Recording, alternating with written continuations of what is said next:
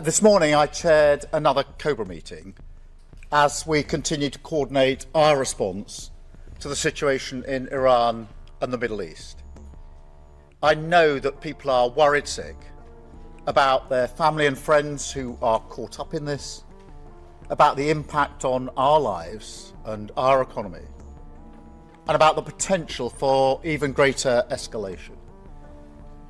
They can hardly believe that yet again we're seeing missiles and drones falling and civilians in the firing line across the region.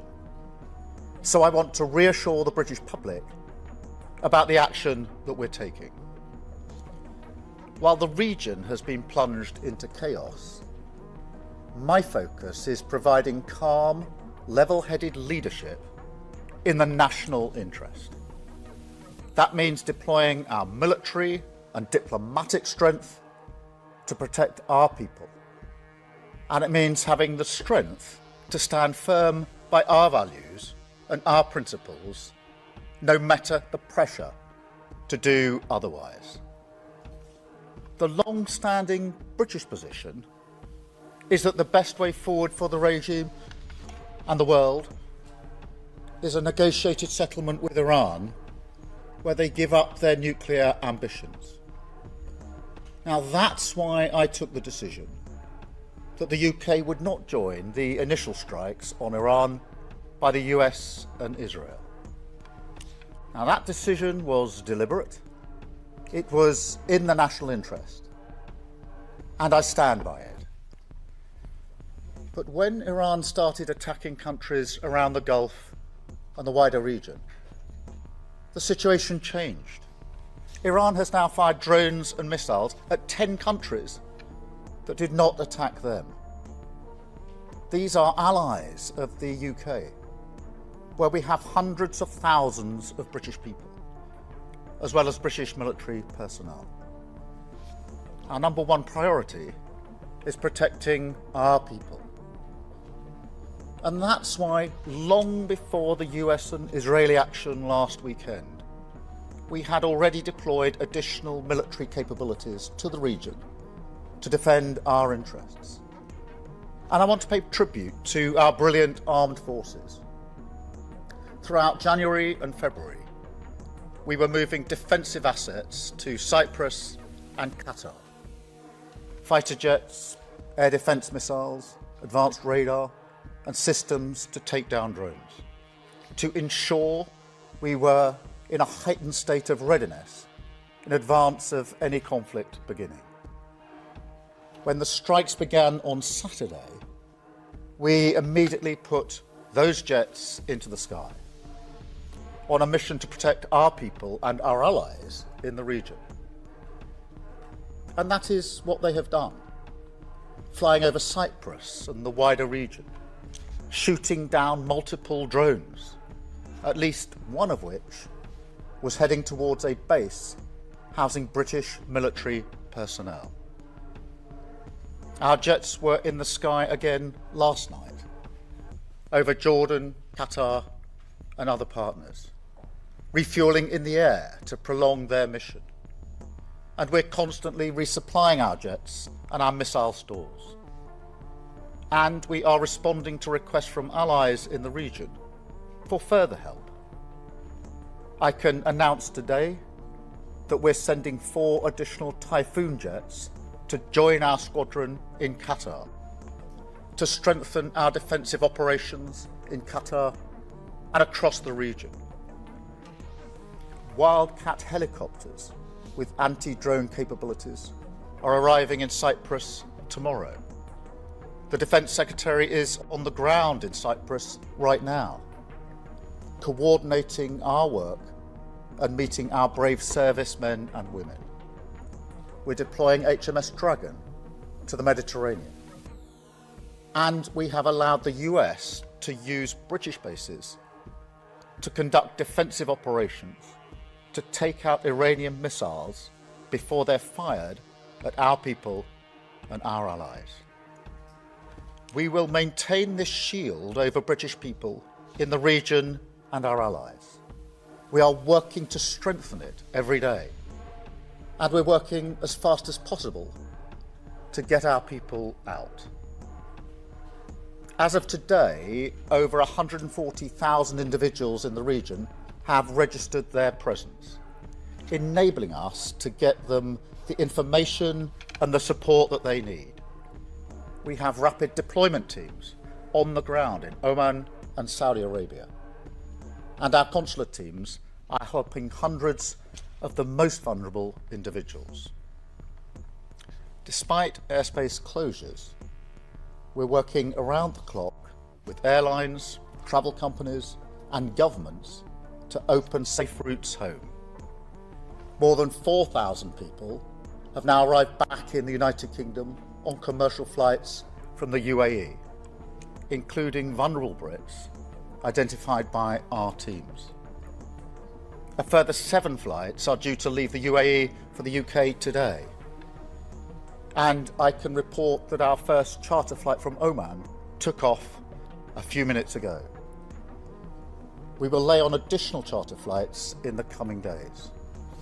British Airways is putting on daily flights from Oman, and we will keep working with all of our partners to increase the speed and capacity of this airlift.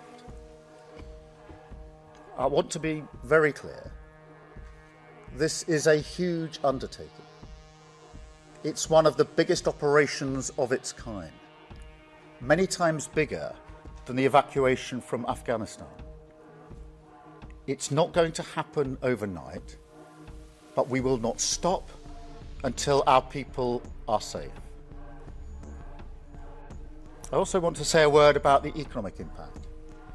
Iran is targeting oil and gas facilities in the Gulf and tankers in the Straits of Hormuz, trying to inflict economic pain around the world. So we will continue to work with the industries affected and our allies to respond to any impact. And this is where the long-term changes that we're delivering for the British people are paying off. We have the right plan for defence, delivering the biggest increase in defence spending since the Cold War, to strengthen our armed forces and keep people safe. We have the right plan for our economy. As the Chancellor said on Tuesday, we're sticking to that plan so we can cut energy bills and help keeping families with the cost of living and helping them. We also have the right plan for our energy supplies, building up clean British energy like never before, decreasing our dependence on volatile international markets, and creating the energy security and independence that we need. Faced with this new geopolitical crisis, the sad fact is that some will try to use it to divide us. That's why the government is reaching out to communities across the United Kingdom, Jewish and Muslim alike, making sure that communities and places of worship have appropriate protective security in place. But look, as a nation, we should come together in this moment. Those citizens that are stuck in the region, scared and in need of help, come from all backgrounds. The armed forces who protect them come from all backgrounds too. We are united by our common humanity and our love of this country. This conflict could continue for some time. So I want you to know that your government is resolute in our response, at home and abroad.